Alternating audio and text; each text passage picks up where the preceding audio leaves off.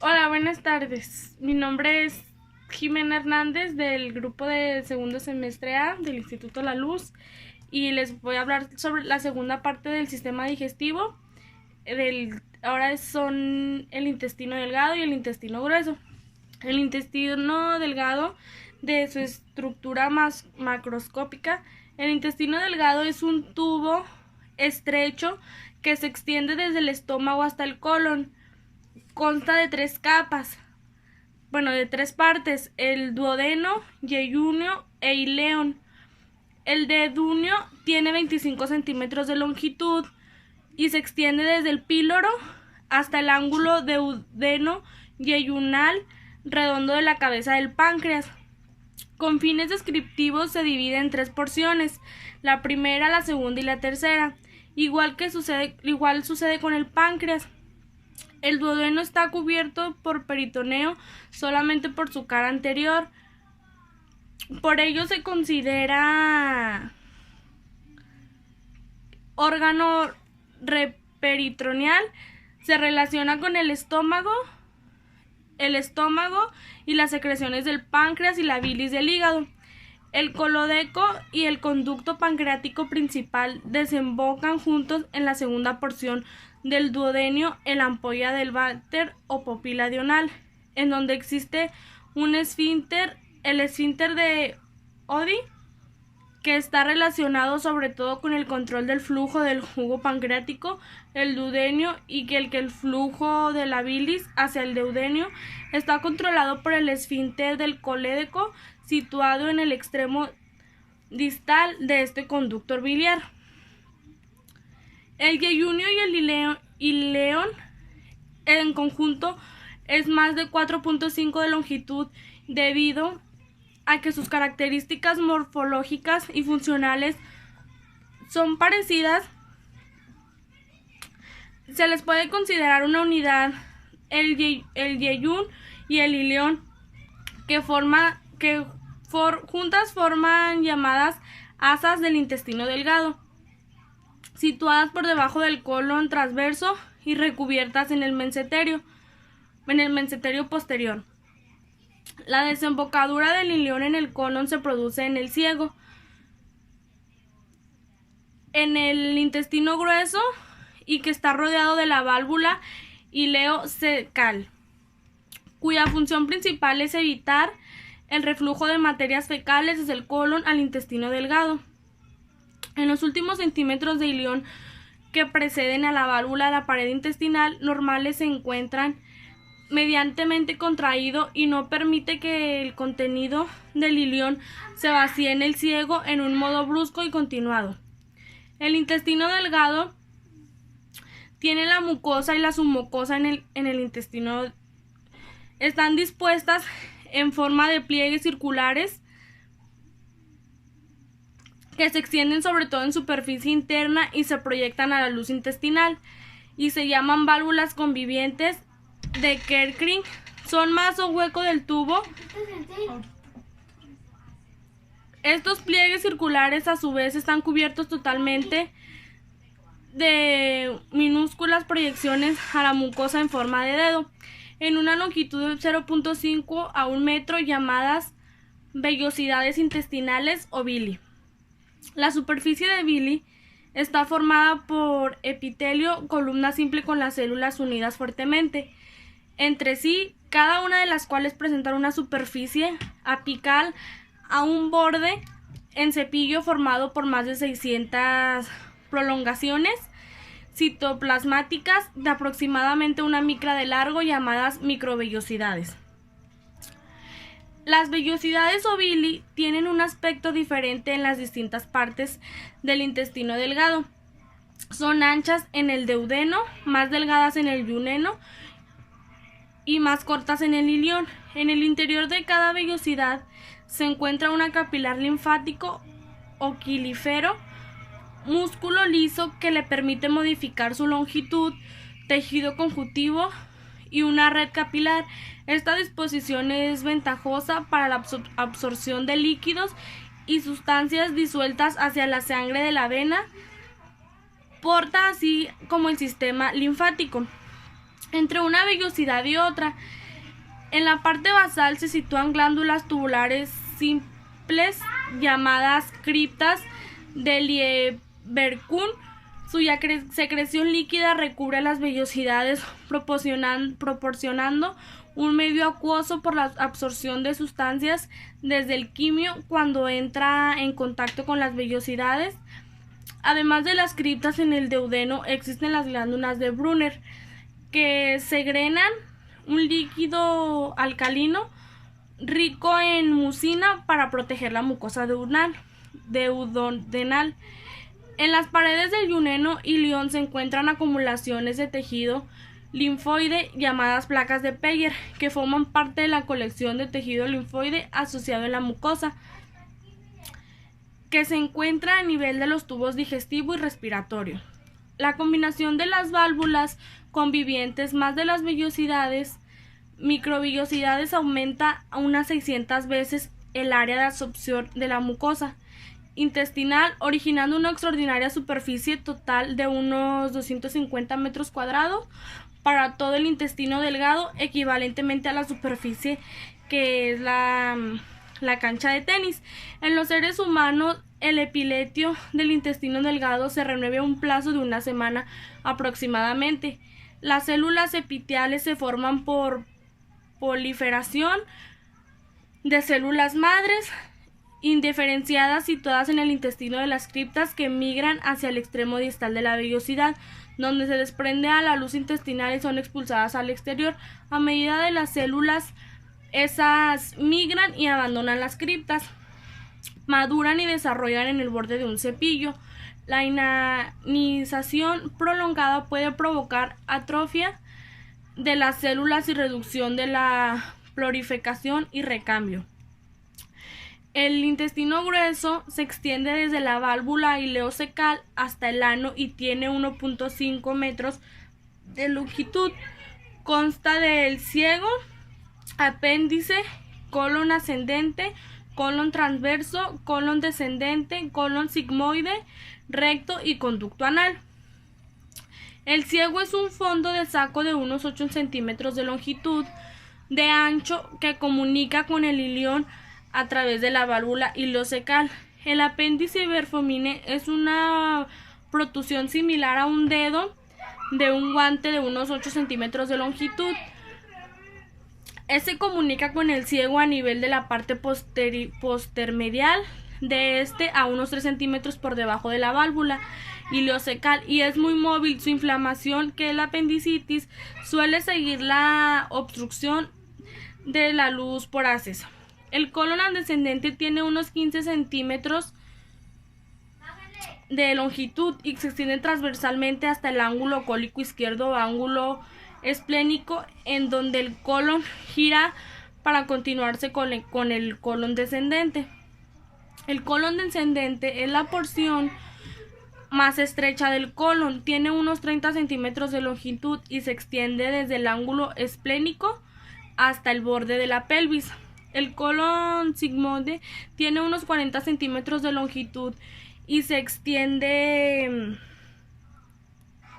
desde el borde de la pelvis hasta la cara interior de la tercera vértebra sacra. El recto tiene unos 12 centímetros de longitud y se extiende desde el colon sigmoide hasta el conducto anal. Se encuentra en la parte posterior del pelvis. Por su parte distal se ensancha y forma la ampolla rectal. El conducto anal, esa es la porción terminal del tubo digestivo, se encuentra fuera de la cavidad abdominal en la unión recto-ano. Hay una transición brusca del epiletio de la mucosa en la unión del recto-ano que no queratizado, ya que es una zona más expuesta a las abrisiones. Este conducto tiene unos 4 centímetros de longitud aproximadamente. Se abre al exterior por un orificio llamado ano y se distinguen dos esfínteres, el esfínter anal interno y el esfínter anal externo. El esfínter anal interno es un engrosamiento de la musculatura lisa circular del recto y rodeada de 2 a 3 inferiores del conducto anal. ese es involuntario. El esfínter anal externo rodea el conducto anal y se superpone en la parte del esfínter interno. Ese está integrado en la musculatura estriada esquelética del suelo de la pelvis. Ese es un esfínter involuntario desde los 18 meses de edad aproximadamente. En la primera propia y submucosa del conducto anal se encuentra en la red venosa, el pleno hemorroidal, formada de las anastomosis o conexión de las venas rectales superiores, que van a drenar de la vena porta y las venas rectales medias e inferiores. Bueno, pues eso sería todo de mi parte. Gracias. Fecales es el colon al intestino delgado. En los últimos centímetros de ilión que preceden a la válvula de la pared intestinal normales se encuentran mediantemente contraído y no permite que el contenido del ilión se vacíe en el ciego en un modo brusco y continuado. El intestino delgado tiene la mucosa y la submucosa en el intestino. Están dispuestas en forma de pliegues circulares que se extienden sobre todo en superficie interna y se proyectan a la luz intestinal y se llaman válvulas convivientes de Kerckring. Son maso hueco del tubo. Estos pliegues circulares a su vez están cubiertos totalmente de minúsculas proyecciones a la mucosa en forma de dedo, en una longitud de 0.5 a 1 metro, llamadas vellosidades intestinales o villi. La superficie de villi está formada por epitelio, columna simple con las células unidas fuertemente entre sí, cada una de las cuales presentan una superficie apical a un borde en cepillo formado por más de 600 prolongaciones citoplasmáticas de aproximadamente 1 micra de largo, llamadas microvellosidades. Las vellosidades o villi tienen un aspecto diferente en las distintas partes del intestino delgado.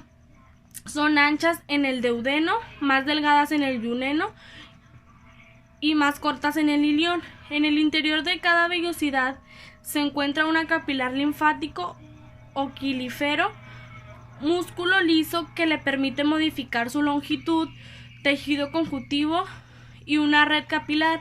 Esta disposición es ventajosa para la absorción de líquidos y sustancias disueltas hacia la sangre de la vena porta, así como el sistema linfático.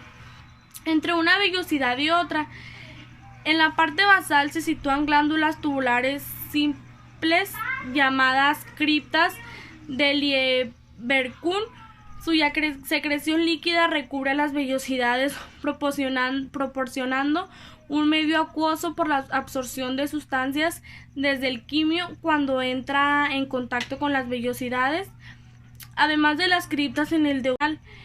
En las paredes del duodeno y ilión se encuentran acumulaciones de tejido linfoide llamadas placas de Peyer, que forman parte de la colección de tejido linfoide asociado en la mucosa, que se encuentra a nivel de los tubos digestivo y respiratorio. La combinación de las válvulas convivientes más de las vellosidades, microvellosidades, aumenta a unas 600 veces el área de absorción de la mucosa intestinal, originando una extraordinaria superficie total de unos 250 metros cuadrados para todo el intestino delgado, equivalentemente a la superficie que es la cancha de tenis. En los seres humanos, el epiletio del intestino delgado se renueva a un plazo de 1 semana aproximadamente. Las células epiteliales se forman por proliferación de células madres indiferenciadas situadas en el intestino de las criptas, que migran hacia el extremo distal de la vellosidad, donde se desprende a la luz intestinal y son expulsadas al exterior. A medida de las células, esas migran y abandonan las criptas, maduran y desarrollan en el borde de un cepillo. La inanización prolongada puede provocar atrofia de las células y reducción de la proliferación y recambio. El intestino grueso se extiende desde la válvula ileocecal hasta el ano y tiene 1.5 metros de longitud. Consta del ciego, apéndice, colon ascendente, colon transverso, colon descendente, colon sigmoide, recto y conducto anal. El ciego es un fondo de saco de unos 8 centímetros de longitud, de ancho, que comunica con el ilion a través de la válvula ileocecal. El apéndice hiperfomine es una protrusión similar a un dedo de un guante de unos 8 centímetros de longitud. Se comunica con el ciego a nivel de la parte postermedial de este a unos 3 centímetros por debajo de la válvula ileocecal y es muy móvil. Su inflamación, que es la apendicitis, suele seguir la obstrucción de la luz por absceso. El colon ascendente tiene unos 15 centímetros de longitud y se extiende transversalmente hasta el ángulo cólico izquierdo o ángulo esplénico, en donde el colon gira para continuarse con el colon descendente.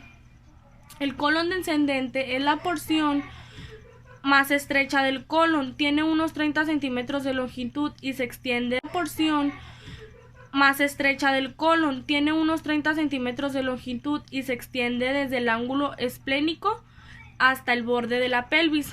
El colon sigmoide tiene unos 40 centímetros de longitud y se extiende